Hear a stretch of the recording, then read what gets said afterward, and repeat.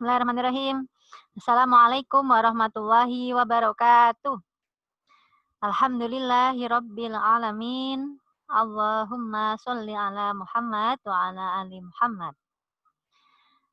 Gimana kabarnya teman-teman semua? Semoga semuanya dalam keadaan sehat ya.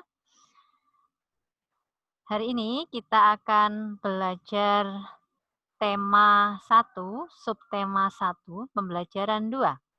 Sebelumnya Dwi punya lagu. Teman-teman sudah pernah sering pasti ya mendengarkan lagu dari Sabang sampai Merauke. Dari Sabang sampai Merauke berjajar pulau-pulau, sambung menyambung menjadi satu. Itulah Indonesia. Indonesia tanah airku, aku berjanji padamu menjunjung tanah airku Indonesia. Nah, dari lagu tersebut kita tahu bahwa Indonesia itu kaya sekali akan keanekaragaman ya, beragam. Mulai dari sukunya aja banyak sekali. Ada suku Jawa, suku Sunda, Batak, dan seterusnya.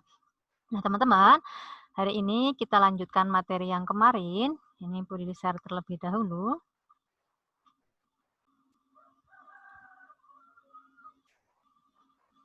Nah, ini ya materinya. Baik, keragaman yang dimiliki merupakan kekayaan bangsa Indonesia.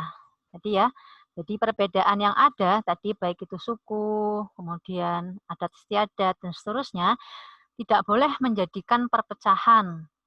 Ya, kita sebagai manusia, kita makhluk sosial. Jadi kita butuh orang lain. Kita tidak bisa hidup tanpa bantuan orang lain. Maka diperlukanlah sikap kerjasama satu dengan yang lain ya. Nah, kerjasama itu apa teman-teman? Kerjasama adalah pekerjaan yang dikerjakan secara bersama-sama yang bertujuan agar pekerjaan tersebut menjadi lebih ringan. Tujuannya apa? Tadi, 1, mempererat ikatan persaudaraan, menumbuhkan semangat persatuan, kemudian pekerjaannya lebih selesai dan yang pasti pekerjaannya menjadi lebih ringan.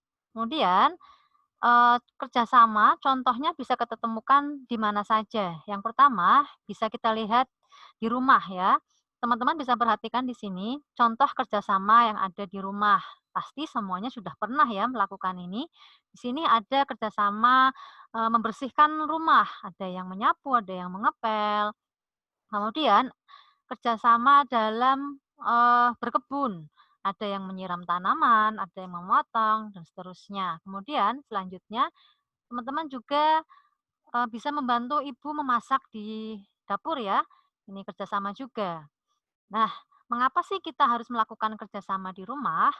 Ya, supaya pekerjaan rumah cepat selesai, kemudian kita saling menyayangi dalam keluarga, kemudian membuat hubungan persaudaraan dan persatuan yang erat di dalam rumah.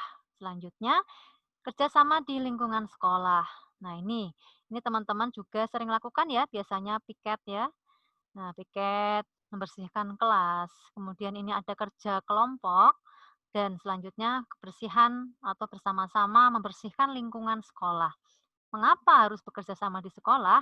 Ya, supaya lingkungan sekolah menjadi bersih, nyaman, dan tentram, serta mempererat tali pertemanan dan kekompakan di lingkungan sekolah. Kemudian yang selanjutnya, kerjasama di masyarakat. Nah, ini teman-teman pasti pernah menjumpai ya, ada bapak-bapak yang duduk-duduk ya, biasanya ronda ya, siskampling ini. Jadi menjaga keamanan lingkungan ya. Kemudian ada gotong royong juga di sini. Ada biasanya orang yang kalau kita tinggal di pedesaan ya, ketika ada orang yang membangun rumah, maka warga yang lain akan turut serta membantu. Kemudian membersihkan lingkungan rumah juga, lingkungan sekitar. Kemudian di sini juga ada pentas seni. Sebentar lagi kita akan memasuki 17 Agustus ya, biasanya banyak lomba-lomba ya. Nah, itu juga bisa kerjasama dalam merayakan hari ulang tahun kemerdekaan Republik Indonesia ya. Kemudian, nah itu beberapa contoh yang ada di masyarakat, sekolah, serta di rumah, dan teman-teman insya Allah bisa mencari contoh yang lain ya, bisa menyebutkannya. Baik, selain itu, ini, jadi keanekaragaman yang dimiliki oleh bangsa Indonesia, salah satunya dari beragamnya tari ya. Di sini ada tari tortor yang berasal dari Sumatera Utara. Itu gerakannya, nanti lebih lengkapnya teman-teman bisa menonton di YouTube ya. Kemudian yang kedua ada tari piring, berasal dari Minangkabau, Sumatera Barat. Gerakannya atraktif menari sambil membawa piring diputar-putar. Seperti itu ya. Kemudian yang ketiga, tari Pakarena. Ini berasal dari Sulawesi Selatan. Tarian ini terbagi dalam 12 bagian. Nah, pola gerakan yang cenderung mirip dilakukan dalam setiap bagian. Itu ya. Jadi, nanti teman-teman bisa memperhatikan gerakan tari Pakarena di buku tema 1 halaman 22 sampai 24. Nanti teman-teman bisa menirukan ya dan mempraktekannya. Selanjutnya, nanti teman-teman pada pertemuan selanjutnya akan mempraktekkan tari. Nanti saja bahasnya ya. Intinya dari sekarang dipersiapkan dulu tari apa yang akan teman-teman tampilkan. Nah, teman-teman, gerakan tari daerah memiliki makna tertentu. Untuk melakukan gerakan penari memerlukan ruang, waktu, dan tenaga. Jadi, ruang digunakan untuk menentukan arah hadap, posisi, arah gerak, dan sikap. Jadi, harus menentukan dulu ini tariannya kira-kira butuh ruang yang luas atau yang sempit begitu ya. Kemudian yang kedua, waktu. Nah, waktu juga. Jadi nanti ada tarian yang membutuhkan tempo lambat, membutuhkan waktu yang lambat, ada yang membutuhkan waktu yang cepat. Yang ketiga, tenaga. Tenaga ringan menghasilkan gerakan lembut dan lemah gemulai. Contohnya seperti tari serimpi, tari piring. Kemudian tenaga kuat menghasilkan gerakan yang berat dan besar. Contohnya tari kecak dan saman. Itu ya teman-teman ya. Itu materi untuk hari ini. Nanti jika ada pertanyaan, boleh buka pertanyaan setelah ini ya. Sekarang kita akhiri dulu materinya. Sampai di sini, semoga bermanfaat. Wassalamualaikum warahmatullahi wabarakatuh.